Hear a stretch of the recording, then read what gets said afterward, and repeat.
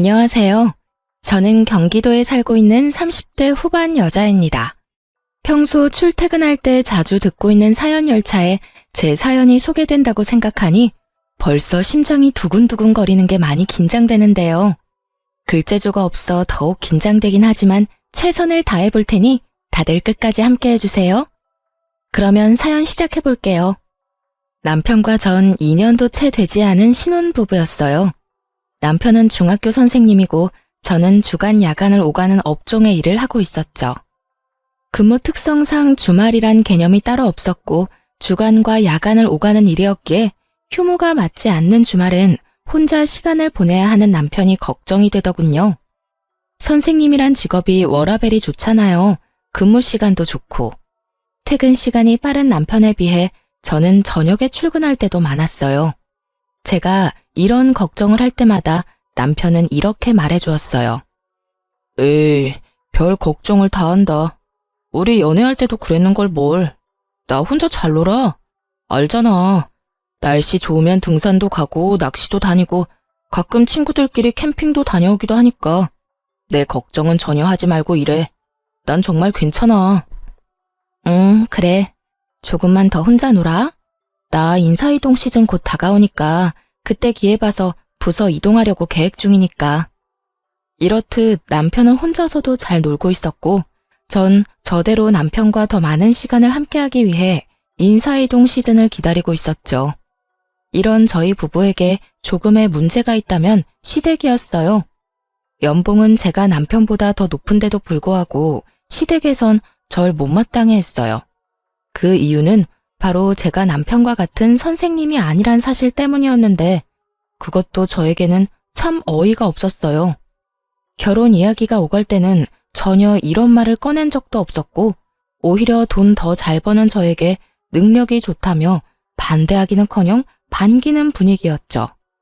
그랬던 시댁이었는데 결혼 1년 차가 지났을 때부터 점점 이런 말을 하곤 하더라고요. 우리 며느리도 우리 아들 같은 학교 선생님이었으면 얼마나 좋아. 교육자 부부, 이 얼마나 어감도 좋고 듣기만 해도 흐뭇하니. 친구들 만나서 이야기할 때 내 위신도 서고 말이다. 아무리 좋은 말도 계속 들으면 듣기 싫다는데 저딴 말을 계속 듣고 있자니 점점 짜증이 나더라고요. 그래서 저도 더는 참지 않고 시모에게 이렇게 말해주었죠. 결혼할 때는 돈 잘 버는 며느리 최고라고 하시더니 이제는 선생님 며느리가 탐나시는 거예요? 진작 선생님 며느리가 좋다고 했으면 저도 남편 포기하고 어머님을 위해서 결혼도 포기했을 텐데요. 제 말에 가시가 가득하다는 걸 남편이 눈치챘는지 결혼 생활을 시작할 때 제가 마련한 집에서 시작한 이야기를 꺼내며 서둘러 제 편을 들기 시작하더군요. 그래 엄마, 언제는 돈 잘 버는 며느리가 최고라고 하셔놓고선. 그리고 엄마 말대로 선생님하고 결혼했으면 내가 지금 대출금 걱정 없이 살 수나 있었겠어. 이 사람이 마련한 집 없었으면 난 지금도 집 대출금이나 갚느라고 월급 구경할 새가 없었을 거야. 그러니까 이 사람한테 그런 말도 안 되는 말 좀 하지 마. 나도 기분 나빠지려고 그런다고. 남편의 말에 시모의 선생님 며느리 타령이 들어가긴 했지만 기분이 나쁜 건 어쩔 도리가 없더라고요.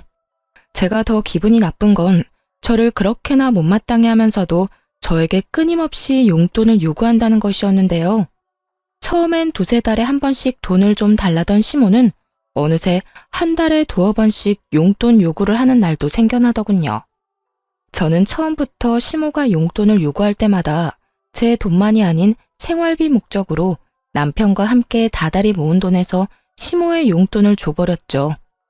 처음 두세 달에 한 번씩 용돈을 줄 땐 아무 말도 하지 않던 남편은 한 달에 두어 번씩 적게는 10만 원, 많게는 50만 원씩 생활비에서 돈이 빠져나가니 짜증을 내기 시작하더군요. 아니, 무슨 용돈을 그렇게 많이 자주 드리는 거야? 그렇게 주고 나면 우리 생활은 어떻게 해? 기가 막히더군요. 제가 친정에 흥청망청 돈을 쓰는 것도 아니고 다름 아닌 시댁에 주는 돈을 그것도 오롯이 남편 돈만이 아닌 제 돈도 포함된 생활비에서 주는데 저에게 짜증을 내니 기가 막히고도 남을 상황이었죠. 여보, 이 돈 내가 친정에 주는 돈이라고 착각이라도 하고 있는 거야? 그 돈 당신 집에 주는 거야. 그것도 내가 먼저 챙겨드린 것도 아니고 어머님이 이런저런 핑계 대면서 돈 달라고 하도 성화를 부리셔서 준 거라고. 지금 짜증낼 사람은 당신이 아니라 나인 거 몰라? 우리 생활비는 당신 돈 내 돈 합쳐서 쓰는 건데 그 돈에서 어머님 드리는 거라고. 그리고 지금 짜증을 낼 대상이 이상하다고 생각 안 해? 내가 아니라 어머님한테 짜증내든 화를 내든 하란 말이야. 어머님이 달라고 하는데 내가 어떻게 딱 잘라서 안 된다고 그러냐고. 아무리 그렇다고 해도 안 되는 건 안 된다고 해야지. 당신은 그런 말도 못해서 어쩌려고 그래? 어떤 날은 치과에 간다고 돈 달라 그러시고 어떤 날은 친구 만나러 가는데 돈이 없다고 돈 달라 그러시는데 어떻게 못 준다고 그래. 그렇게 말하는 당신이 못 준다고 그러면 되겠네. 남들이 들으면 내가 친정부모님께 용돈 퍼다 주고 있는 줄 알 거다. 지금 이 상황에선 당신이 나한테 짜증을 낼 게 아니라 나한테 미안해해야 하는 상황이라고. 생활비에 내 돈도 들어간 거 잊었어? 왜 나한테 짜증을 내? 내가 언제 짜증을 냈다고 그래. 아유, 됐어. 내가 알아서 할 테니까 당신은 아무 말도 하지 말고 있어. 남편은 제 말에 기분이 상해버렸는지 사과 한마디 없이 본인이 알아서 하겠다곤 해버리곤 대화를 끝내버리더군요. 그 후 시모의 용돈 요구는 없어졌지만 다른 식으로 저를 괴롭히기 시작했어요. 당시 시댁에선 아침부터 적어도 5첩밥상 이상을 차려 먹는 집안이었는데 제가 야간을 하고 퇴근하는 아침이라든지 피곤함이 절여있는 휴일날엔 어김없이 연락이 와 아침을 차리라는 말도 안 되는 요구를 하기 시작하더라고요. 처음 한두 번이야 시모가 많이 아프다고 하니 가서 차려드렸지만 막상 시댁에 가보면 시모의 상태는 저보다 더 팔팔해 보였고 이런 말도 안 되는 요구를 따라주면 안 되겠다 싶었어요. 그날도 전 야간을 하고 퇴근하고 있었고 시모에게선 또 연락이 와 시댁으로 오라고 하더군요. 일 끝났지? 오늘도 우리 집에 좀 들렀다 가려무나. 왜요? 또 손가락 하나 까딱할 힘도 없이 편찮으세요? 그래. 나이가 들어서 그러는가 요즘엔 아침만 되면 힘도 없고 몸도 안 쑤시는 데가 없는 게 컨디션이 영 말이 아니야. 그러니까 얼른 와서 아침 좀 차리려무나. 어머님, 매번 편찮으시다고 해서 가보면 저보다 혈색이 더 좋으세요. 아프고 피곤한 걸로 치면 제가 어머님보단 한 수 위인 것 같은데 그러지 말고 어머님이 저희 집에 좀 와서 아침밥 좀 차려주시면 안 될까요? 저는 5첩 밥상까지는 바라지도 않고 그저 죽 정도면 되는데요. 소화도 잘 되고 먹고 빨리 잘 수도 있고 말이에요. 저는 작정을 하고 시모의 요구에 답을 하고 있었고 시모는 이런 저의 말에 화가 나는지 언성을 높이기 시작하더라고요. 뭐야? 너 지금 이 시어머니한테 네 아침 밥상이나 차리라 이거니? 나 컨디션 안 좋다는 말은 어느 귓구멍으로 들은 게야? 어머님도 아시다시피 저는 방금 전까지 밤새도록 일하다 왔는데 그 컨디션은 제가 더 안 좋지 않을까요? 그러니까 제 밥상 차려주실 거 아니면 앞으로 이런 전화 하지 마세요. 저도 며느리이기 전에 사람이고 저도 힘들고 피곤한 거 알아요. 그러면 저 진짜 너무 많이 피곤해서 전화 끊을 테니 정 몸이 힘드시면 시켜 드세요. 들어가세요. 집에서 가까운 거리도 아니었고 적어도 1시간은 걸리는 거리인데 그저 저를 부려먹기 위해 저러는 것에 더는 노란하고 싶지 않았기에 저는 더욱 단호하게 말하곤 전화를 끊어버렸습니다. 그 뒤로도 시모는 연락이 와 아침밥을 요구했지만 그때마다 전 못 간다는 말과 함께 전화를 끊어버렸어요. 그렇게 시모에 대한 스트레스도 쌓이는데 남편 역시 의심스러운 행동을 하기 시작하더군요.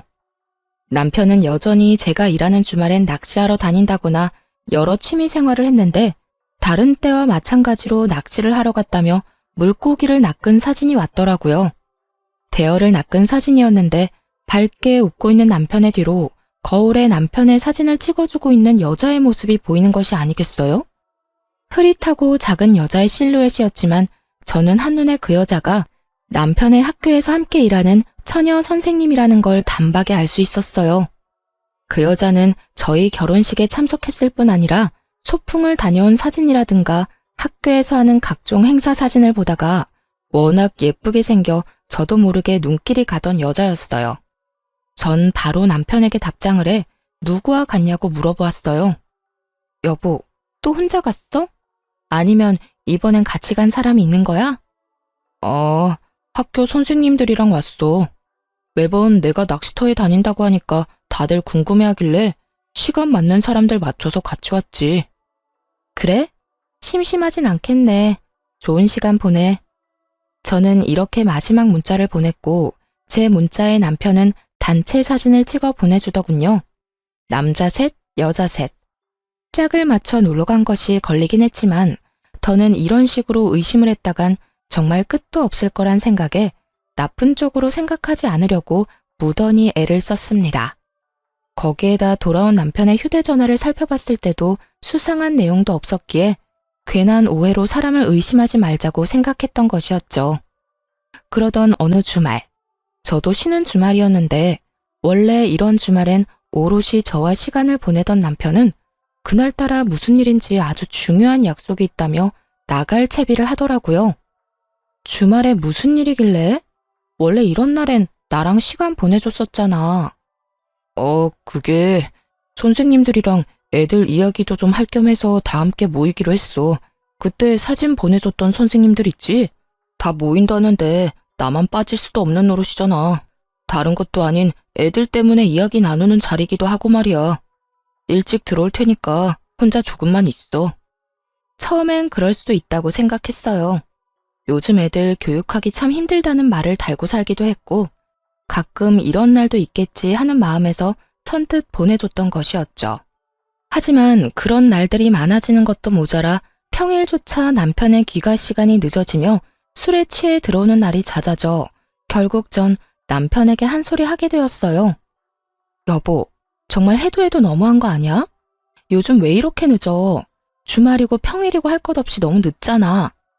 당신이야말로 너무한 거 아니야? 난 당신 일 때문에 나랑 시간 못 보내는 것도 당신 편의대로 다 맞춰서 다 이해하고 혼자만의 시간도 척척 잘 보내는데 당신은 이런 것도 이해 못 해줘? 내가 선생님들 만나서 노는 것도 아니고 다 일의 연장 아니야. 나라고 뭐 좋아서 이러는 줄 알아? 당당히도 저딴 말을 하는 남편을 보는데 절로 콧방귀가 다 나오더라고요. 일의 연장이라는 사람이 짝 맞춰서 낚시 다니고 캠핑 다니고 허구한 날 술 마시러 다니는 게 말이나 된다고 생각하세요? 제가 본 남편은 그저 늦바람이 난 사람처럼 노는 것에 환장한 사람처럼 보였고 전 제가 느끼는 그대로 남편에게 말해주었어요. 일의 연장? 일한다는 사람이 낚시 다니고 캠핑 다니고 하루가 멀다고 술 마시고 다니는가 봐. 그걸 누가 믿어? 지나가는 사람 아무나 붙잡고 물어봐. 누가 그렇게 생각이나 해주는가? 10이면 10, 100이면 100. 젊은 사람들끼리 모여서 놀러 다니는 거라고 할 거라고. 나는 안중에도 없고 그저 그 선생님들이랑 시간 보내느라 바쁘잖아 요즘. 당신이 내 입장이면 섭섭하지 않겠어? 난 어찌되었든 이렇게까지 자주 모여 놀러 다니는 것도 싫고 하루가 멀다고 술 마시고 늦는 것도 싫어. 당신이 싫다고 하면 내가 안 해야 해? 그리고 섭섭? 당신 말 한 번 잘했다. 나도 섭섭했어. 당신이 일한다고 나 혼자 집에 있을 때 나도 섭섭했다고. 이거 왜 이래? 그리고 내 일은 내가 알아서 할 테니까 나한테 잔소리하지 마. 당신 눈엔 내가 놀러 다니는 걸로 보일지 몰라도 난 낚시 다니고 캠핑 다니면서 선생님들이랑 깊은 대화도 많이 하고 애들 이야기도 많이 해서 도움이 많이 된다고. 그러니까 더는 이런 걸로 실랑이하지 말자. 당신 아니라도 나 요즘 피곤해. 남편은 더는 저와 대화도 하기 싫다는 듯 고개를 좌우로 내저으며 자리를 피해버렸고 그 뒤로 늦는 일이 줄어들지 않더군요. 그때까지만 해도 남편의 외도 사실은 전혀 상상치도 못했던 일이었기에 더는 우리 사이가 멀어지는 것이 너무나도 싫었던 저는 어떻게 해서든 잘 살아보려고 애썼어요. 한마디를 해도 더 다정하게 하려고 했고 남편이 늦더라도 될 수 있으면 이해해 보려고 했죠. 그럼에도 남편은 점점 더 멀어지는 느낌이 들었고 전 남편과의 관계 개선을 위해 남편이 운동을 간 헬스장으로 간식을 싸들고 찾아가게 되었죠. 오랜만에 함께 데이트도 할 겸 해서 헬스장 1층에 있는 커피집에서 운동을 끝낸 남편이 나오길 기다리고 있는데 그 예쁜 동료 여선생이 가게로 들어오더군요. 우연이라고 하기엔 그 모든 상황이 의심스러웠던 저는 황급히 여선생의 눈을 피해 구석진 자리로 피했고, 얼마 지나지 않자 남편이 카페로 들어와 여선생의 맞은편에 앉았어요. 그 후 100% 정확하게는 듣지 못했지만 웃으며 나누는 대화와 서로의 머리카락을 만져주는 모습 등 다정한 연인의 모습과 다름이 없는 두 사람의 행동에 남편의 외도를 확신하게 되었습니다. 자기야, 여기. 왜 이렇게 빨리 왔어? 오늘 운동 길게 한다더니. 자기가 여기까지 왔다는데 내가 운동이 되겠어? 자기 밑에서 기다린다는 연락 받자마자 씻고 내려왔지. 으이그, 난 괜찮은데. 머리카락에 물기 있는 것 좀 봐. 머리라도 다 말리고 오지. 그나저나 그 여자는 어때? 이혼 이야기 나올 것 같아? 우리 집에서 요즘 난리야. 만나는 사람 있으면 빨리 데리고 오라고. 곧 이혼 이야기 나올 것 같아. 나도 집에서 말 한마디 걸지도 않고 묻는 말에 대답만 하고 있거든. 집사람은 어떻게 해서든 풀어보려고 했는데 내가 반응이 없으니까 점점 지치는 눈치더라고. 정말? 다행이다. 그러면 우리 집에는 조만간 인사 온다고 할게. 그런 줄 알고 자기도 옷도 새로 좀 사고 미용도 좀 하고 해. 우리 아빠 깔끔한 거 좋아하셔. 양복도 싸구려 말고 가격대 좀 있는 거 사 입고. 걱정하지 말고 날짜 정해지면 이야기나 해줘. 정신이 멍해지더라고요. 아무리 우리 사이가 멀어졌다고 한들 결혼한 지 얼마나 됐다고 벌써부터 다른 여자들 만나나 싶기도 했고, 내 눈앞에 펼쳐진 현실이 꿈이길 바라고 또 바라기도 했고요. 거기에다 단순한 외도라고 해도 정신이 나갈 지경인데 아예 저와 이혼을 하자마자 재혼까지 할 생각을 하고 있다니 정말 하늘이 노랗더라고요. 하지만 가혹한 현실은 모든 제가 처한 사실이었고 그 자리에서 두 사람에게로 다 뒤집어 엎어버리고 싶은 걸 겨우 참고 집으로 돌아왔어요. 그날 밤 몰래 남편의 휴대전화를 살펴본 결과 여전히 남편의 휴대전화는 깨끗했고 전 잠든 남편의 차 열쇠를 찾아 블랙박스를 살펴보았어요. 휴대전화는 다 지웠더라도 블랙박스는 어찌하지 않았겠지 싶었거든요. 아니나 다를까 남편의 블랙박스는 모두 외도 증거를 담고 있었고 온갖 충격적인 대화가 다 녹화되어 있더라고요. 자기야, 다음 주에는 선생님들한테 캠핑 가자고 하자. 어차피 다들 1박 안 한다고 하니까 나도 같이 집으로 가는 척하고 돌아오면 돼. 그래, 자기가 캠핑이 좋다고 하면 캠핑하러 가면 되지. 그나저나 나 이혼하면 자기랑 재혼쯤은 언제쯤 하는 게 좋을까? 너무 빨리 하면 다들 보는 눈이 곱지 않을 것 같은데. 타이밍 보고 될 수 있으면 빨리 하면 되지. 남일 3일이면 다 잊는다고? 자기 이혼한 것도 우리 재혼하는 것도 며칠 못 가 다 잊힐걸? 일단 이혼이나 해. 이혼만 하면 자기는 탄탄대로야. 우리 아빠 탱탱학교 교장 선생님인 거 알지? 인맥도 장난 아니고 그만큼 파워도 장난 아니야. 일단 이혼하고 우리 집에는 자기 초혼이라고 속이고 재혼부터 빨리 하면 돼. 그리고 아기도 빨리 가지고 말이야. 역시 우리 자기 똑똑하다니까. 그런데 재혼 사실 숨겨도 되겠어? 나중에 들키기라도 하면 큰일 날 텐데. 자기랑 나랑 조용하고 있으면 누가 알겠어. 그리고 나중에 혹시나 하는 상황 때문에 아기부터 빨리 낳자는 거야. 설마 애까지 낳았는데 우리 아빠가 이혼하라고 하시겠어? 속이는 게 마음에 걸리긴 하지만 자기 재혼이라는 사실 우리 아빠가 알기라도 하면 결혼 승낙은커녕 얼굴도 안 본다고 하실걸? 하긴 자기가 나 때문에 고생이 많네. 어찌되었든 고마워. 난 이제 자기 덕분에 탄탄대로 꽃길만 걷겠네. 당연하지. 나한테 잘해? 들어보니 두 사람은 무리지어 다니며 다 같이 1박까지 한 것이 아니라 남편은 낚시터나 캠핑장에 계속 있고 상간녀는 무리와 함께 집으로 돌아가는 척을 하다가 다시 돌아와 남편과 시간을 보내는 방법으로 둘만의 시간을 보냈던 것이더라고요. 이로써 이혼에 필요한 증거들은 모아졌고 전 복수를 계획하게 되었습니다. 두 사람의 대화를 들어봤을 때 상간녀의 아빠는 옆 동네 사립고등학교 교장 선생님으로 교육자 집안에 꽤 집착하는 걸로 보이더군요. 남편 역시 상간녀가 젊고 어린 것도 있지만 이런 상간녀의 조건 때문에 더욱 상간녀에게 잘 보이려 애를 쓰고 있더라고요.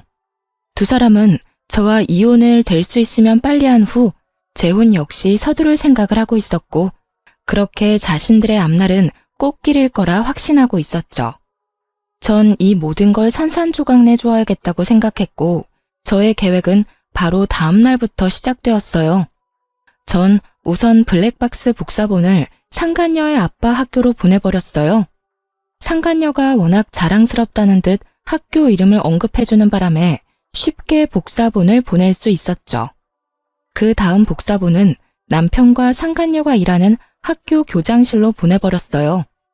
퀵 배달 기사분이 친절하게도 직접 교장 선생님께 전달을 해주었다는 연락까지 주셨고 전 별다른 걱정 없이 집에서 두 사람을 기다리고 있었죠. 학교 점심시간이 되자 두 사람은 득달같이 집으로 왔고 저를 향해 온갖 비난의 말을 쏟아내기 시작하더군요. 여보세요? 당신 남편 바람 피우고 있는 걸 알았으면 조용히 이혼이나 할 것이지. 학교 교장실로 그런 걸 보내면 어쩌자는 거예요. 다 같이 망하자는 거야 뭐야? 일에서 못 배운 것들은 상종하면 안 되는 건데 굳이 이렇게까지 해서 내 앞길을 막았어야 했어요? 나도 배울 만큼 배웠고 나도 좋은 대학, 좋은 성적으로 졸업했어. 그리고 진짜 상종 못할 인간은 너 아니니?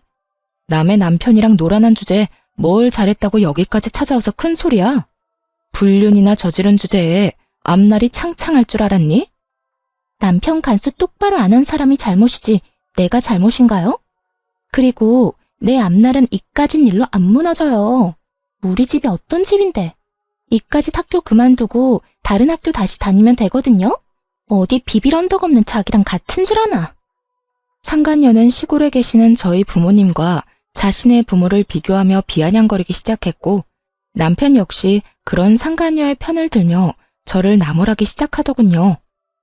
그러니까 당신이 그런 짓 한다고 해서 복수가 될 것 같아? 우리가 당신 뜻대로 무너질 것 같아?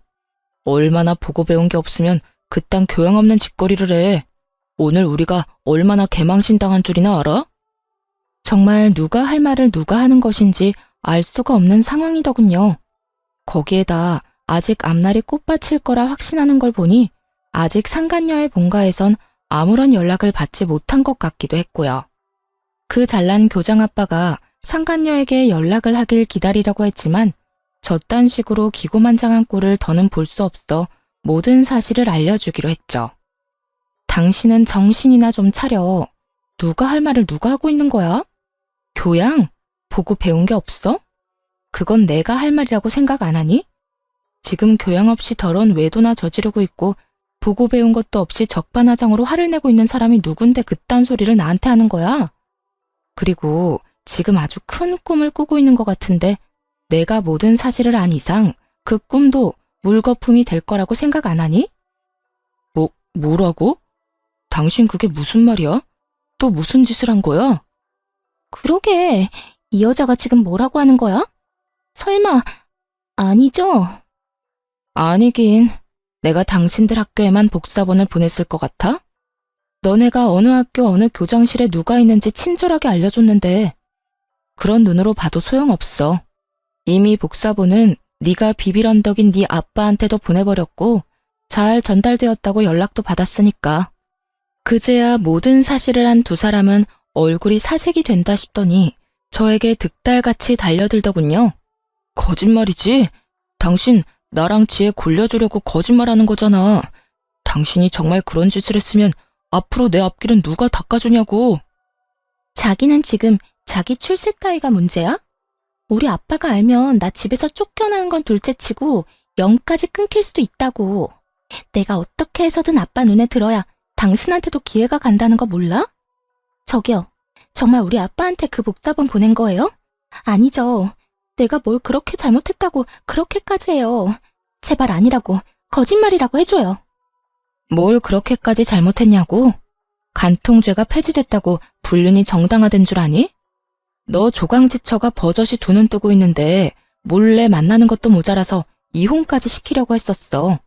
그 정도면 나한테 죽을 죄를 지었다고는 생각 안 하니? 복사본을 정말로 보냈냐고?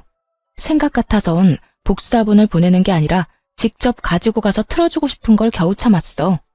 그러니까 여기서 애먼 사람한테 헛소리하고 있지 말고 네가 사랑하는 저 남자까지 챙겨서 네 집에나 가봐. 한시라도 빨리 가서 빌어야 네 집에서 빌어먹을 밥풀이라도 있지 않겠니? 끝까지 현실을 부인하던 상간녀는 단호한 제 말에 눈을 뒤집고 저에게 달려들더니 허우적거리며 손을 뻗더라고요. 평생 운동이란 걸 해보지 않은 듯한 움직임이었죠. 어이없던 저는 상간녀의 손을 확 낚아채고 악소리가 나게 팔을 있는 힘껏 꺾어주었어요. 쟤, 이거 나? 이 여자 정말 미쳤나봐. 이거 나. 미친 건 내가 아니라 너지. 어디 건방지게 손까지 내밀어 내밀기는. 내가 그렇게 우스웠니? 어디 상간녀 주제에 여기가 어디라고 찾아와? 제정신이 아닌 게지. 생각 같아선 정말 가만두고 싶지 않은데 괜히 내 손 더럽히기 싫어서 보내주는 거니까 곱게 보내줄 때 가라. 저는 상간녀를 남편의 쪽으로 밀어버렸고 남편은 상간녀를 부축하며 저에게 온갖 험한 말을 쏟아내기 시작하더군요. 당신 정말 제정신이야? 배웠다는 사람이 왜 이렇게 무식하게 굴어? 이러다 어디 크게 다쳤으면 당신이 책임질 거야? 내가 좀 밀었다고 크게 다칠 정도면 걔는 걸어다니지 말고 병실에 누워있어야 하는 거 아니니? 그 정도로는 진단서도 안 나오니까 걱정하지 말고 얼른 가. 여기서 더 소란 피웠다간 나 진짜 경찰이라도 부를 거니까. 그런 줄 알고 더 난동 피우려면 피워보든가. 전 두 사람을 향해 경찰을 부를 거라며 으름장을 놓았고 두 사람은 끝까지 저에게 험한 말을 쏟아내며 돌아가더군요. 전 두 사람이 가자마자 비밀번호도 바꿔버렸고 이 모든 것을 예상해 몰래 모든 상황을 녹화 중이던 휴대전화도 잘 챙겨두었어요. 이로써 더욱 확실하게 이혼 준비를 마친 저는 이혼 소송을 준비했습니다. 남편과 상간녀는 물론이었고 시모에게까지 위자료를 청구했어요. 시집살이 좀 시켰다고 시모에게까지 위자료 청구를 한 것이냐고요? 아니요. 제가 본 블랙박스엔 두 사람 말고도 시모도 함께 찍힌 녹화본이 꽤 있었는데 알고 보니 시모는 두 사람의 외도 사실을 진작부터 알고 절 괴롭히고 있었더군요. 그러니까 제 입에서 이혼 이야기가 나오게 저를 괴롭히고 있었던 것이었어요. 엄마, 집사람 괴롭히고 있는 거 맞지? 왜 별말이 없지? 말도 마라. 그렇게나 괴롭히는데 애가 기죽기는커녕 되려 나를 가르치려고 들고 있어. 넌 도대체 어디서 그렇게 독한 애를 데리고 왔니? 다른 여자들 같으면 이 정도 하면 울고불고 어머님 저한테 왜 이러세요? 말 정도는 나와야 할 텐데 네 집사람은 도리어 나한테 싫다. 앞으로 이런 거 시키지 말라고 하더라. 내가 기가 막혀서. 그래서 더 괴롭히지도 못한다는 말이야? 그러면 내가 그냥 이혼하자고 해야 해? 내가 이혼하자고 해도 집사람 안 해줄 텐데. 어이구 걱정하지 마. 이 엄마가 다 알아서 할 테니. 우선 네 할아버지 제사 다가오는 거 알지? 그때 불러서 일단 마음껏 부려먹으려 하고 있어. 그런데 우리 제사 안 지내잖아. 그러니까 더 화나는 거지. 이때까지 한 번도 지낸 적 없었던 제사를 갑자기 지낸다고 하면서 부려먹으면 더 화나지 않겠니? 다른 사람도 아닌 할아버지 제사라는데 안 올 수도 없을 테고. 그쯤 되면 시집살이도 그런 시집살이가 없다는 생각이 들면서 그냥 확 이혼하고 싶을 테니 조금만 기다려. 이야, 대단하네 우리 엄마. 고마워 엄마. 내가 재혼해서 잘 풀리면 엄마한테 정말 잘할게. 그래, 잘 좀 해. 그러게 진작 같은 학교 선생님을 만났으면 이런 고생은 안 해도 됐을 텐데. 어찌되었든 넌 아무 걱정하지 말고 재혼 준비나 잘해놔. 아무리 제가 밉다고 해도 시모까지 이혼을 돕고 있다는 사실을 알았을 땐 정말 치가 다 떨리게 화가 났었는데 소송을 하다 보니 그 더러운 계획에 함께해준 시모에게 고맙다는 마음마저 들더군요. 그 덕에 저는 받을 위자료도 더 많아졌고 기분도 통쾌해졌으니까요. 그렇게 전 세 사람 모두에게 위자료를 받고 이혼할 수 있었고 세 사람의 계획은 물거품이 되고 말았습니다. 공무원은 품위 유지 의무가 있는 거 다들 아시죠? 올바른 행실을 보여주고 교육자의 명예를 실추시키면 안 되는 두 선생님이 학생들 몰래 불륜을 저질렀다는 충격적인 소문은 굳이 제가 직접 퍼뜨리지 않아도 이미 입소문이 퍼져 있더군요. 남일은 3일이면 잊혀진다고 당당했지만 불륜, 그것도 선생님이란 직업을 가진 두 연놈들이 그런 짓을 했으니 동료 선생님들 사이에서 오고 가는 이야기를 귀가 밝은 학생들이 모를 리가 없잖아요. 알게 되는 건 시간 문제인 거죠. 3일이 아니라 한 달이 지나도 잠잠해지지 않고 오히려 학생들은 두 선생님을 대놓고 무시할 정도로 수업 태도가 좋지 않았대요. 그리고 교장 선생님은 이미 알고 계시니 징계도 당연 들어갔고요.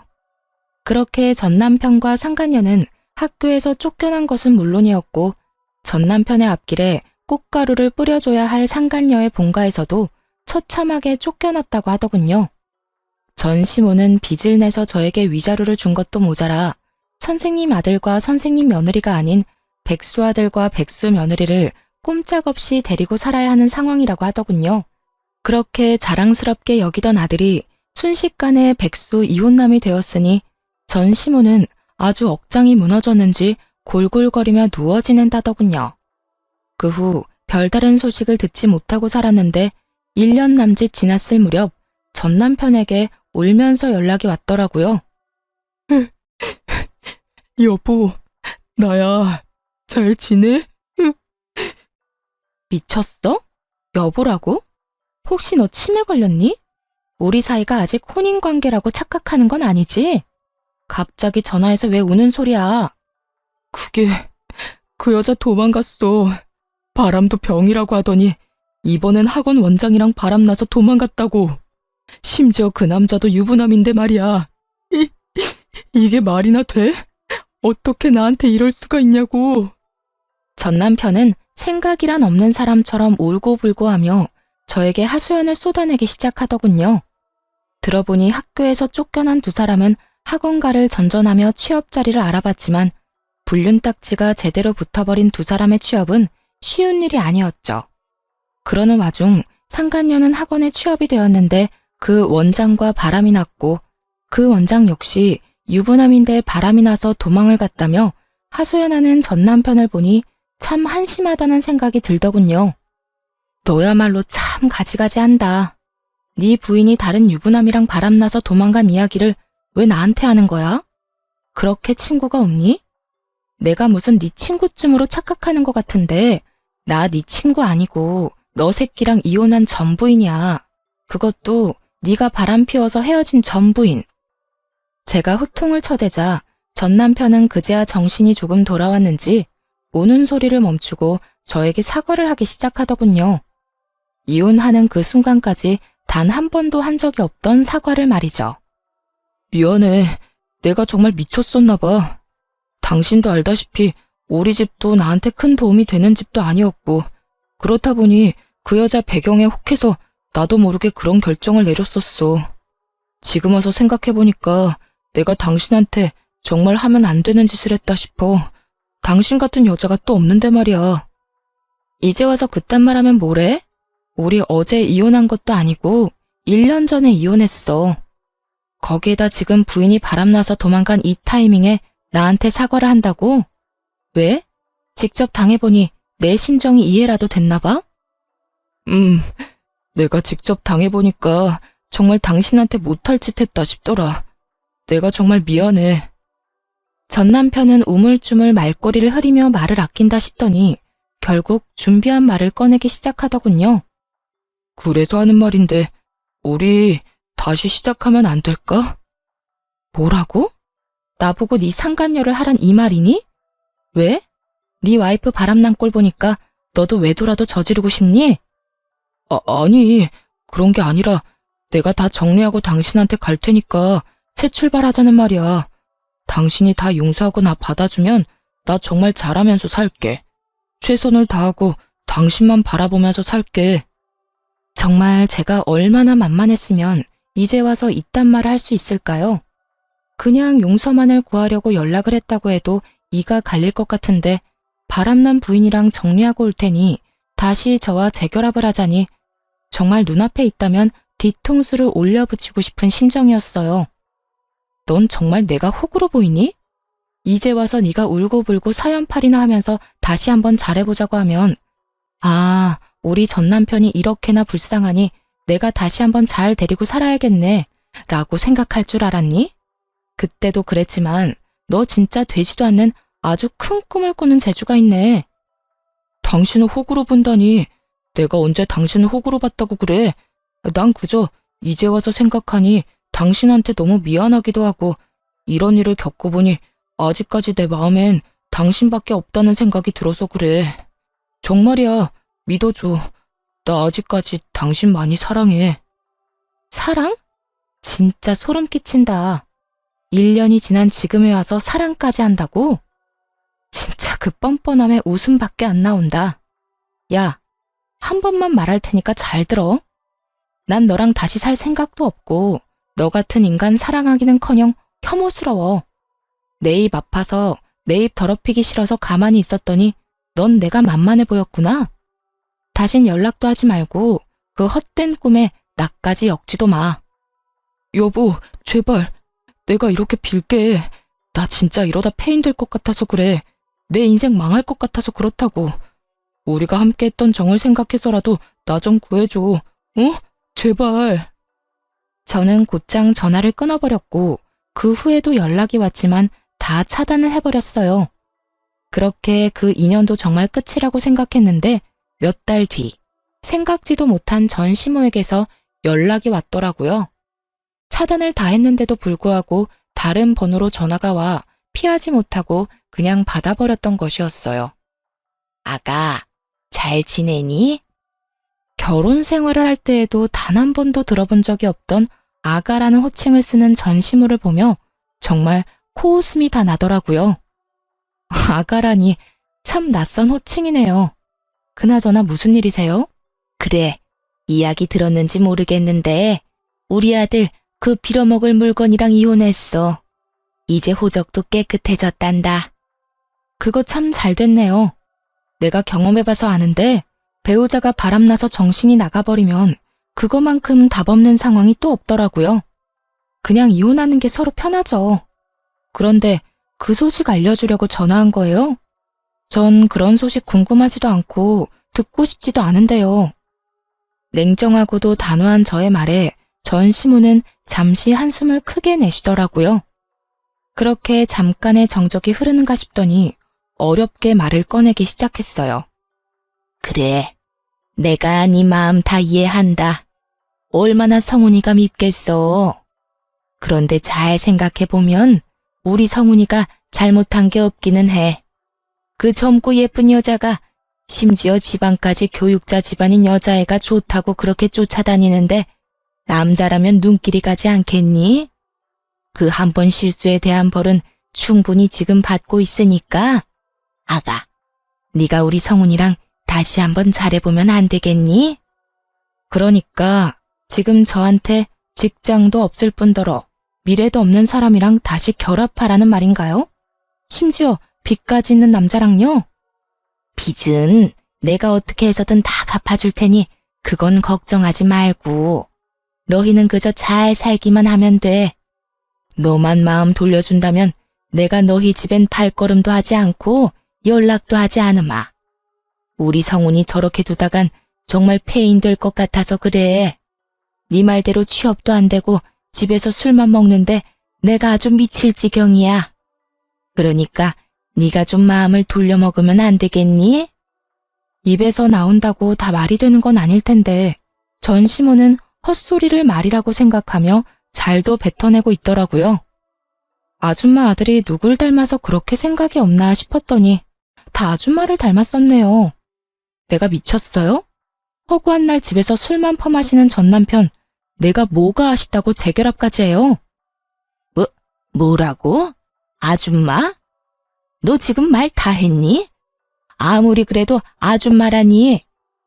네, 아줌마. 내가 이혼까지 한 마당에 어머님이라고 불러드릴 줄 알았어요? 그쪽이라고 해버리고 싶은 거 아줌마라고 해주는 거니까 고마운 줄이나 아세요. 그리고 빚을 갚아준다고요? 내가 알기론 아줌마도 저한테 위자료 주느라 빚쟁이인 걸로 아는데 무슨 수로 빚을 갚아준다는 말이에요? 아, 꼴에 살고 있는 그 집이라도 팔아서 해주려고요? 제발 헛된 꿈 좀 꾸지 마세요. 마음 떠난 사람 붙잡지도 말고요. 인연이 진짜 말이면 다 한 줄 아나? 나라고 네가 좋아서 이렇게 연락한 줄 알아? 다 내 아들이 원하니까 자존심 접어두고 연락했더니 뭐? 아줌마? 헛된 꿈? 내가 이래서 네가 싫다고 했던 거야. 내 아들이 저 모양 저 꼴이 된 거 다 너 때문이잖아. 네가 그때 조용히 이혼만 해줬어도 내 아들이 저런 꼴이 될 일도 내 며느리가 바람이 나서 도망갈 일도 없었다고. 그러니까 네가 책임져. 재결합할 게 아니면 돈이라도 내놓으란 말이야. 나하고 내 아들이 준 위자료 다시 다 토해내. 그걸 왜 내가 책임져야 해요? 잘못을 했고 그러니 나한테 위자료까지 줬던 거 기억 안 나나 봐요. 아줌마 아들이 그렇게 된 거나 아줌마 꼴이 그렇게 된 거나 다 그쪽들 책임이지 내 책임 아니라고요. 그게 왜 우리 책임이야? 내가 말했지. 네가 순순히 이혼만 해줬으면 이런 일 없었다고. 네가 그런 것만 안 보냈어도 이런 꼴은 당하지 않았다고. 그러니까 돈 내놔. 돈 내놓으면 더는 귀찮게 하지 않을 테니 돈 내놓으라고. 전 시무는 정신줄을 놓아버린 사람처럼 정신 나간 말을 하기 시작했고 더는 통화하고 있을 이유가 없어 보이더라고요. 이혼까지 한 마당에 가족도 뭣도 아닌 사람에게 욕을 들을 필요도 없었고요. 아줌마, 요즘엔 욕도 조심해서 해야 하는 거 모르는가 봐요.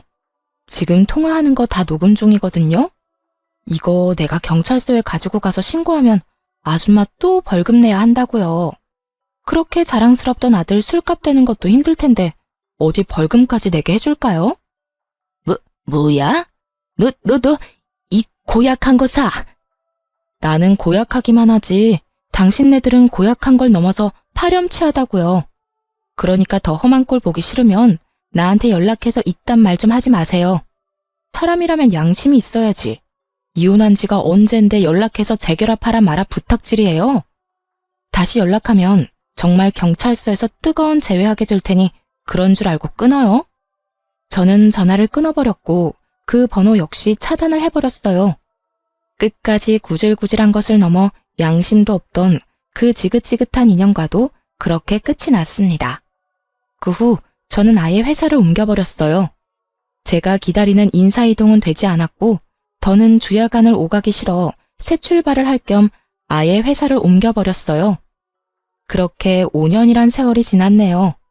저는 어느새 30대 중반을 넘어 40에 가까워지는 나이가 되었고 이직한 회사에 잘 적응하며 진급을 앞두고 있어요.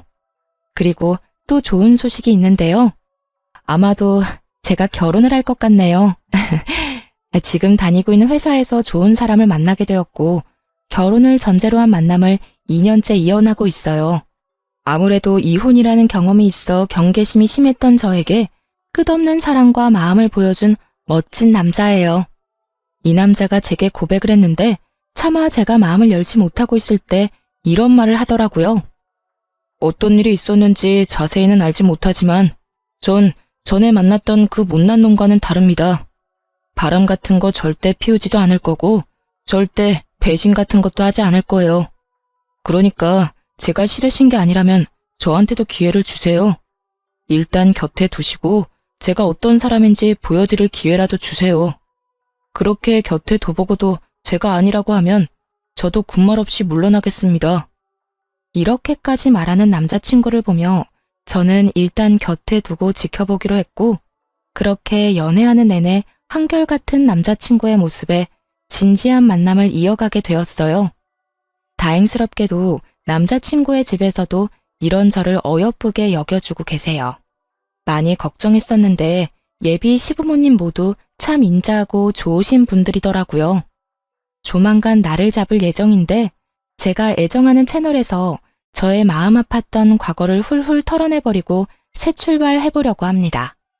지금은 한결같은 사람이 앞으로 한평생을 한결같으리라는 보장이 없긴 하지만 적어도 전 남편과는 다른 남자라는 걸 확신할 수가 있네요. 저 역시도 안일하게 행동하지 않고 남편을 위해 노력하며 우리의 행복을 위해 잘 살아보려고요. 두 번의 실패는 하지 않도록 다들 응원해 주실 거죠?